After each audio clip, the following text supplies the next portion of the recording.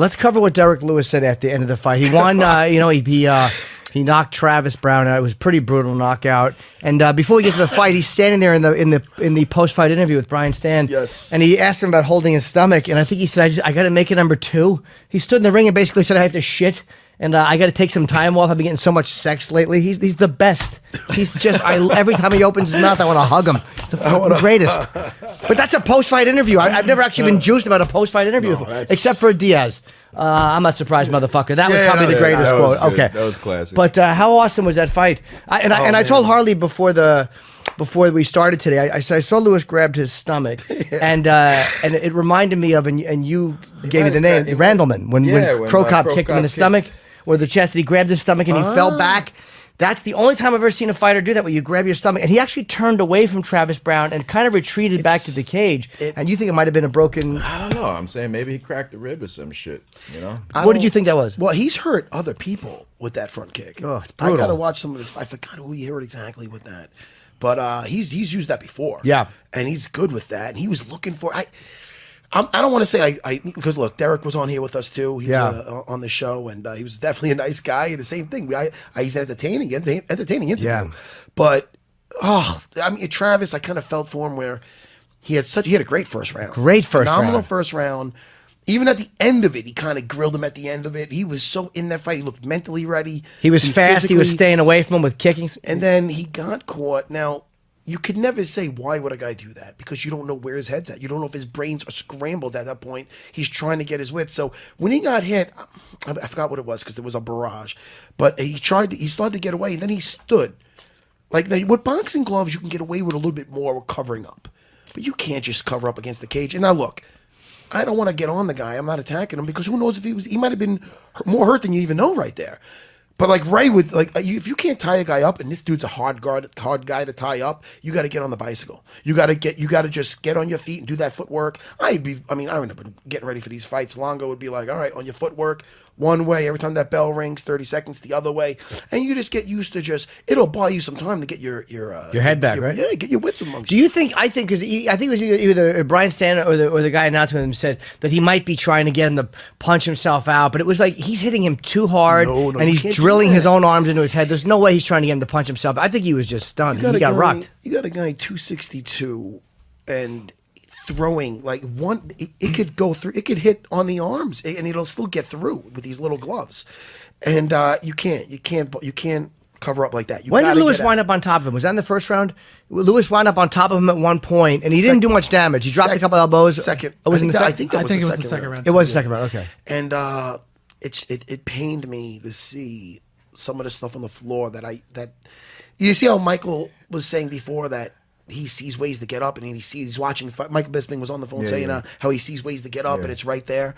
I seen him with that underhook, and even at my heaviest, when I get a guy on top of me, sometimes I'll be in a full guard and I'll have my underhooks, like you see, and I'll let one side drop, so a guy goes to half guard, and he makes it hard for me to get to his back, but I can always get up from there with one underhook. When you have an underhook on the floor, and you've been and you know how to use it, you could if you don't get to the guy's back, you at least could get up to your knees and your feet. You know what I mean? Yeah. If you go for the back the correct way. He had an underhook. He got up. He did get out, but he got out kind of square with him, and it was taxing with a guy that size. If you're going and you're scooting your butt, if I have an underhook and I'm scooting my butt out and below his knee towards his butt, it's gonna be hard for that guy to follow you. And if not, if the guy's got there's ways to pull his ankle out and pelvis forward and get that leg that's trapped between his legs out. Stuff that, again, this is stuff that I see. And I'm like, oh, if you only knew that, that's a game changer, man. You know. So again, listen, hindsight's always 20/20, but I'd love to show him that.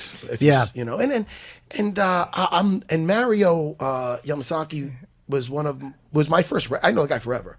I mean, the guy was my ref in my very first UFC fight. He ref plenty of my fights.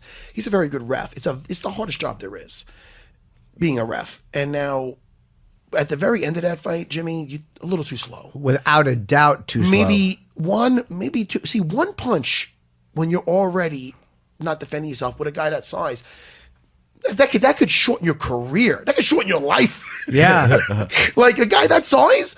I mean, so he's right there, and you want to give the guy every second. Yeah, it's so hard. But when you see the guy, I mean, I don't know. It was a terrible stoppage. But and on the flip side, there was bad shots in there, man. The Marshman stoppage. Marshman thought was too early. He got taken out by that spinning kick. It was against Thiago Santos. And I believe that was too early. He felt it was too early. I feel it was also because the guy always had his wits. He hit the floor. It was dynamic, and the guy jumped on, and Thiago jumped on top of him. Maybe landed a punch, but he never stopped moving. He never stopped moving, and the ref jumped in. He was talking to him, and so that was a little premature, maybe.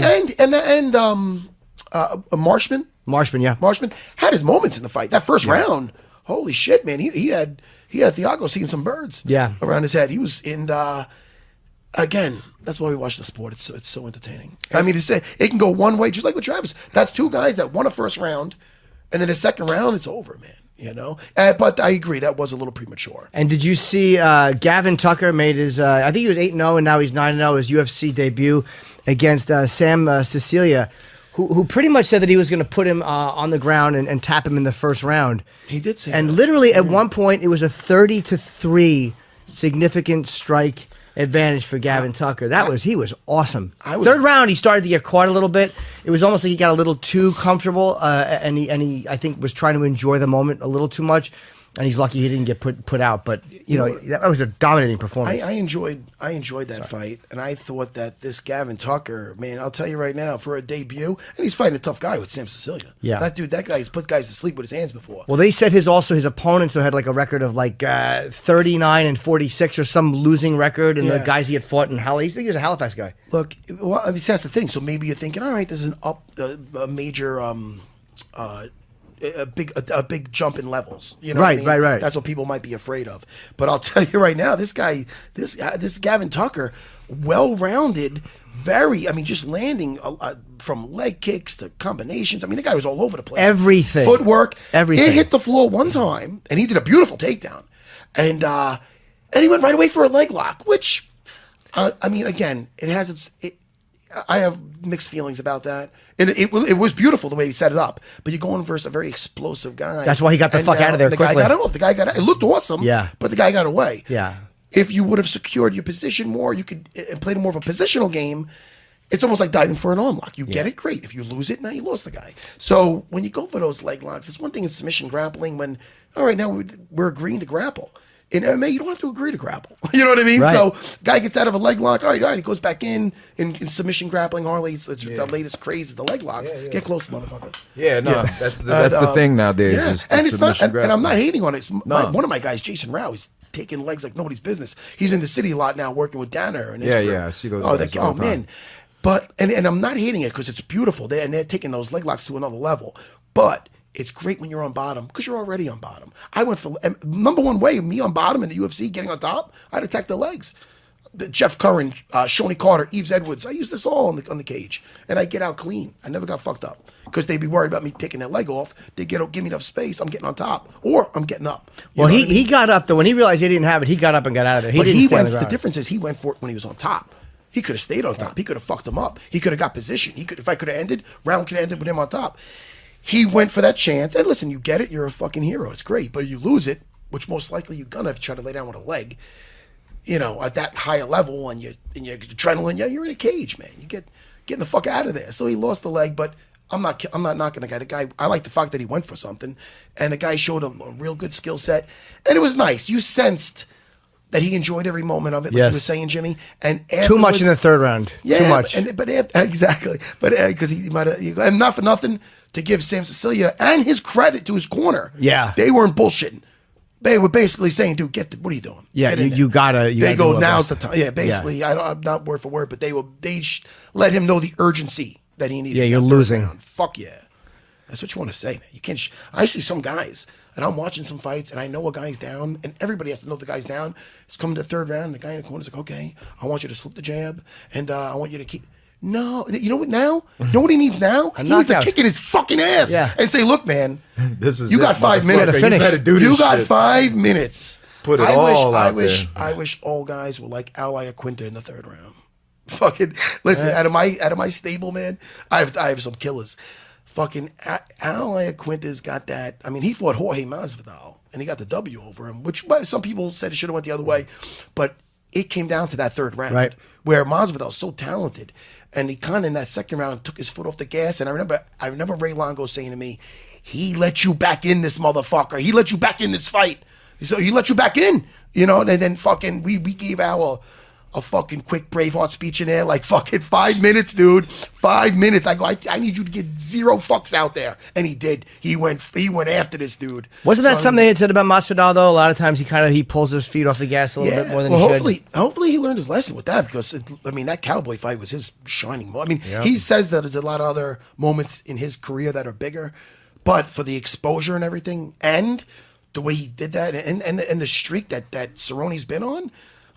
Nothing comes to mind for me with how fucking... Another one I called wrong, by the way. I really suck a pile of dicks at picking fights. I'm shit. If I ever pick you in a fight, just don't have that fight. I'm terrible, dude. Dude, I'm terrible. Walk out.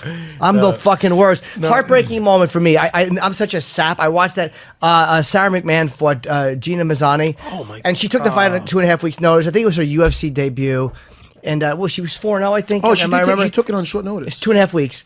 And she was submitted or choked like literally, I want to say a minute and 14 in, and then she stood up and she started crying. And I was like, oh, that's exactly what would happen to me. I would lose and I would cry. That would watching my life. It's so emotional, man. I felt really bad for her. You though. want your moment in there, and when you feel you get to show absolutely nothing. Is what she's shown, and that's I'm not attacking her. I give her credit. I give anybody credit for getting in there, and she. I was about to say she manned up. I don't know if it's the right word. She womaned up. She womaned up and stood it. No, but she did. She went in there and listen. Those short notice fights, they're rough. And a short notice fight versus somebody like Sarah McMahon is. I mean, she's freaking tough, man. And she's looking the best she ever looked.